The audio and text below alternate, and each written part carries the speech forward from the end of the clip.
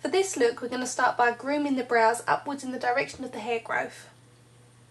Next, we're taking FX wax. We're going to be blocking out the corners of the brows. I'm just using a spatula to do this. I'm smoothing the wax down in the direction of the hair growth and making sure all the hairs are really flat. Then I'm just going to make sure that I've scraped off all the excess wax, as we want it to be really smooth for when the sealant goes on. Be gentle with your spatula, as you don't want to irritate your model's skin at all. Using the same tool, we're going to apply the sealant. The sealant goes tacky very quickly, so you just want to smooth it on and then leave it alone. So now I'm just testing foundation shades. I'm using Avon's Ideal Flawless Foundation, and I'm using a flat top kabuki foundation brush to buff this into the skin. You want to work this in circular motions. Remember to take it over the ears and down the neck and around the nose and also across the eyelids. The skin on your eyelids is actually 50% thinner than the skin on the rest of your face. This is why they have a darker appearance. So be sure to cover your eyelids with your foundation before applying the rest of your eye makeup. I'm now taking Kryolan's Supracolour foundation in a darker shade to contour with. Cream foundations are great for contouring, they blend really well into the skin. Just taking the foundation brush from earlier, I'm just going to buff the contour colour into the foundation that's already on the skin. You can also use a little bit more foundation to do this, just so they mix really well. You'll see by applying the contour colours to the temples, the cheekbones, the jawline and the bridge of the nose, it really warms the face up and gives it more dimension.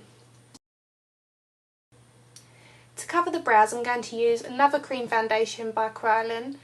I'm applying this thickly with a small brush. Then I'm going to blend the edges into the foundation, and then I'm going to reapply the cream foundation over the top so it layers it and it becomes quite a thick coverage that you can no longer see the hairs. Then using a translucent powder, I'm going to put that on top of the cream foundation to set it, and then dust off any excess powder.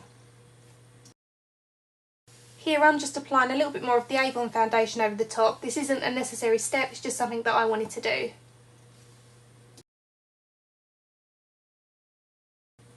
Next, taking the duo glue, I'm going to map out the shape of the brows that I want to create.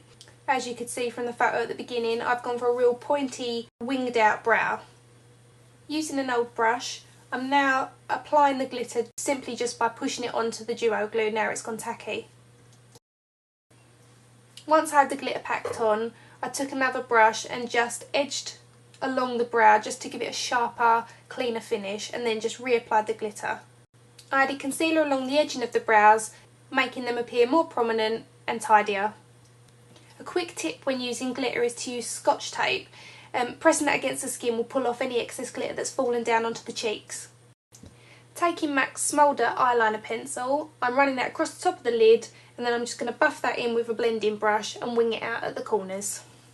On top of the Kohl pencil, I'm applying Make Up For Ever's Diamond Glitter eyeshadow in black. I'm using an eyeshadow shield to prevent any of the pigment falling down onto the foundation that we've already applied to the face. When using these colours by Make Up For Ever, you really need to pack the shadow on in order for the glitter to really come through, otherwise you really lose that when you buff the colour in. Using MAC's Charcoal Brown, I'm blending out the edges of the Make Up For Ever black eyeshadow. Using that brown that's on the brush, I'm just pulling the colour out and creating a soft smoke in a wing shape. I'm also taking the same black eyeshadow underneath the eye. I'm using a pencil brush to apply this. I'm just taking it 3/4 of the way across and then just meeting up with the shadow on the outer corner of the eye. And then I'm just softening that again with the same blending brush. Even though we use the shadow shield, we've still got a tiny bit of fall down which we're going to remove using the same foundation brush from earlier. I'm applying a concealer that I bought from Sephora. This will brighten up underneath the eye and clean up all the little bits that have fallen down just underneath the lashes.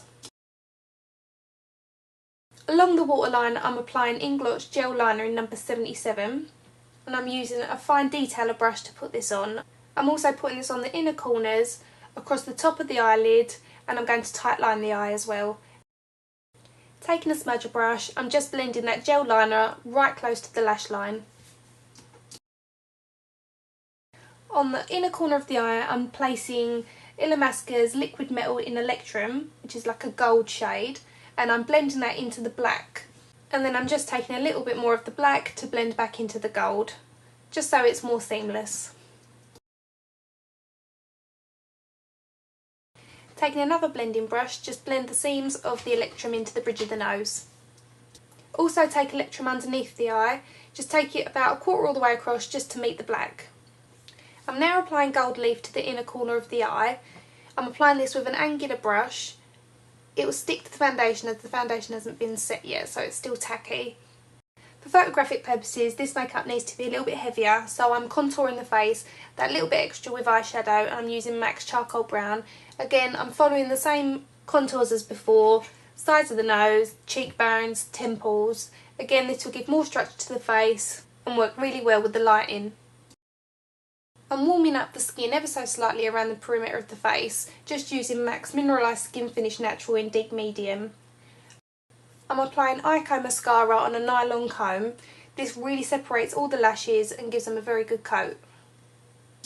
Next I'm putting highlighter across the top of the cheekbones, down the bridge of the nose, and also across the cupid's bow of the top lip. Don't go too high up the Filtrum with this, or it can look like a sweaty lip, and that is not a good look. Sam's already got really great shaped lips, but I'm just using a natural nude lip liner just to define the shape. When applying lip liner, be sure to take it all the way to the corners of the lips. This is always something that's overlooked by a lot of people, and it will prevent any lipstick from smudging or bleeding into the sides. The lipstick I'm using is Hue by MAC, and I'm just using the brush to blend the lipstick and the liner together. On top of Hue, I'm applying Golden Ticket Lip Gloss by Lime Crime. By adding a slight shimmer to the centre of the lip and the outer corners, it will give dimension to the lip. And on top of both of those, I'm just going to apply a High Shine Lip Gloss by Dior in a really clear pink shade. Lastly is the blush, and this is by MAC and it's called Lovejoy. So I hope you've enjoyed the look, and here are the images to follow.